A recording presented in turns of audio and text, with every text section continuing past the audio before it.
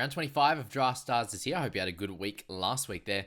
Sharks and the Cowboys kick things off, and yeah, a bunch of really good options in the outside backs now, with Ramian really dominating at this stage. Not sure if Kyle Felt can keep up that last three efforts at 58, his lowest score. He has gone up a little bit in price, and I think that you're probably going to get a safer, more reliable score out of Jesse in this one, and I think Drinkwater's ready to step up, considering the Cowboys need a win here. I just see it being very close though, and you're looking at guys like Peter Hiku, who can continue to score sort of pretty comfortable in the 30s at a minimum and have that 50 upside as well. Connor Tracy was much better last week in his 46, and that was mainly through base stats. So I think Connor is a great option as well, and he's very cheap. So as I said, lots of options in those outside backs. You got Nico Hines as the clear best option, but he's very expensive, right? Scoring wise, he was much better last week as he was, a couple of weeks ago there, 69 to 78. So yeah, you can really push for those great scores there. Dearden needs to step up in this one for sure, and Chatty's obviously a consistent guy, sitting very close to that 50 on a regular basis. In the forwards, Cam McInnes continues to get massive minutes, and he's obviously the best option points-wise. But you can get good ones randomly out of Lucy Leilua. You see here, you can go a little bit low and close to that 40, and then he's up in those 50s very quickly. Guys like Jack Williams coming on and doing a really good job off that bench as well. So looks like he's picked up that 45 to 50 minute role, and at 14k can be one of those guys that will do a good job for you. And then Wade Graham at 11,000. He went massive last week, and I think he can go a little bit better than he did those couple of weeks before. And that was 35. So look, if he can get 35 to 40 and has upside like that, and he's going to be a great play for you in this one. Let's go to the next game, Warriors against the Eagles. And in this one here, the outside backs, Garrick is obviously your man. I think that the Eagles can put up a fight. They played pretty well last week, but how much did they leave out in the park against Panthers? And yeah, Warriors have been not amazing the last couple of weeks. Chan's back helps their cause for sure. And I definitely think you've got a couple of guys in there that could put on a little bit of a show. Like you've got Adam Pompey here averaging 35.7, who has a try in him every sort of second week at the moment, and can definitely do a solid job. He's very cheap at that. Similar to that of Saab, he's getting away for some longer range tries and try assists at the moment. If you think that can happen again, awesome. And then Rocco Berry's kind of gone down the girdler a little bit. So definitely Garrick up top, I think, in that one. For the half hookers, Johnson's is the clear top guy with DCE, a 97 for daily last week. There's a lot of tackle breaks in that, which is really good for him.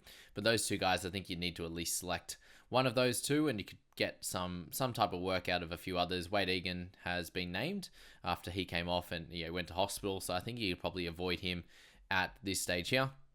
And then to the forwards, you got Adam Fanua-Blake, who just continues to dominate. I just don't know if I can see him and also Tohu Harris playing the 71 and the 80 minutes that they did last week. So I'd probably look elsewhere. And Toffa Sipley is a great guy to slot in your side. He'll have to play the big minutes there in the middle for the Manly boys. And yeah, he scored a try last week. I doubt he can do that again, but I really think that he could get a really nice PPM for you and do really well. And Bunty Afoa comes back into starting side. So, yeah, you could probably expect close to that 30-odd. And then if they don't play Aden and Tohu massive minutes, then he will be a beneficiary for sure. Eels and Roosters on this one here, the outside backs. You've got Teddy and Manu. Obviously, great pickups. Very expensive. You got Billy Smith, who was much better last week. And he comes down that right edge now for the Roosters, for the Eels there, that are missing Mitchell Moses. So, how that goes there and which side they put Dylan Brown on compared to Dejan Assi is going to be a good determiner on how guys like Billy Smith can go. But he's been much more consistent over the last bunch of weeks, and really 32 of a low in his last 6.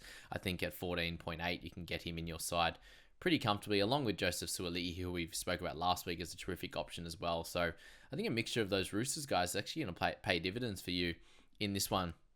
If you're looking at half hookers, Dylan Brown will take over this game. So I'd be slotting him into your side there in this one. And then Drew Hutchison, the cheap guy. We spoke about him last week as a great option. And gee, did that pay off at 112 was incredible. So those two are your plays in this one. And then to your forwards, Bryce Cartwright a little bit lower last week. It was for all of them though. So definitely expect a little bit of a bounce back from the Eels. Hopgood's on the edge, which is a bit different, a bit strange. Junior Barlow there, a little bit of a lower one last week, but had a try the week before. So if you think that could be in his game, then great. You've got Regan Campbell-Gillard returning. So I think that with him, This is massive, and obviously has some lower scores in his game in amongst some try games. So yeah, he's definitely the boom or bust type of guy. And then Joe Fengawi in the 13. Not sure how many minutes he's going to play. I think there'll be some movement between Maddo as options in that game, and then Hopgood could move back to the middle after Madison comes back on potentially. Tigers Dolphins. So Dolphins are very much decimated. So I'd be looking at the majority of these guys. I'd be picking outside backs from the Tigers, just because I think that they can have a pretty solid game. So guys like Nofaluma and Stafford Toa could definitely come out and do well. Junior Tupou there, a very, very low couple of weeks for him, so very tough on that one. And then if you are going to go for an outside back from the Dolphins, I think it's Cody Nikorima. Yes, a 20 last week, but I think he can get back to some of that form of 40 plus and be one of those ones that's really trying hard for their squad, and as they need someone to be able to do that for sure. Halves hookers, Abby Coruscant and Luke Brooks, I'd look to be selecting in this one. Both fairly consistent at this stage, but Harrison Graham, the man here, he's played 50-odd minutes in both those two last matches he played.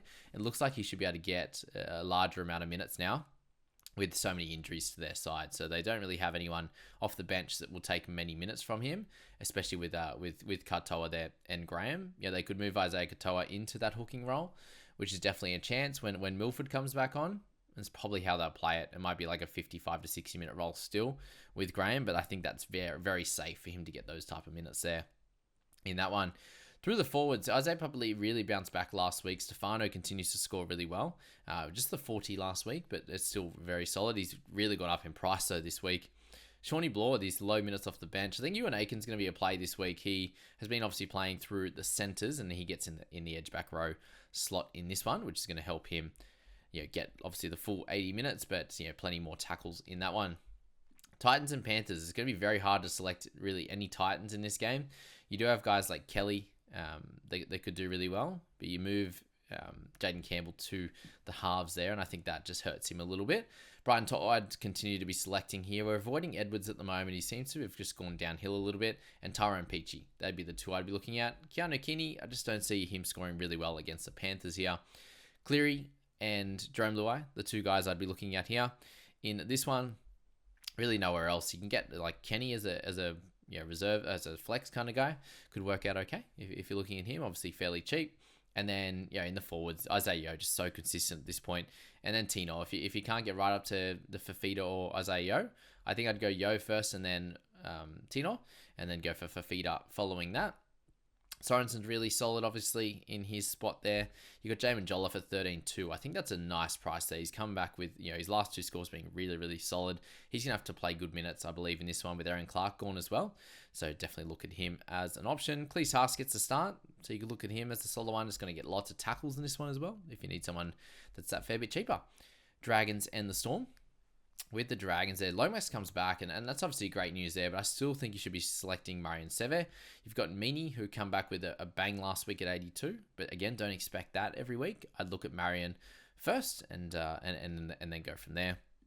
Looking at the halves, Munster was much better last week with that 68, obviously with the try. Harry Grant was also great, but the minutes we're worried about at the moment, so I'm going to avoid Harry in this one and continue to look at Munster, continue to look at Ben Hunt there, who had 53 last week without doing anything special. And then Hughes is, I think, very expensive for his sort of up and down nature, but he obviously has that boom potential that some others don't. For the forwards, you've got a couple of guys here. Blake Laurie, I'd still be selecting guys at 15.6. A little bit lower last week, but Dan Russell, he also goes up the level as well, but 40 for him. It was very solid at 14k. I think, the minimum you can expect somewhere near that 40, and that's going to be worth it for you. Michael Molo returns after a couple of, good games. Sorry, continues to play after a couple of good games for him.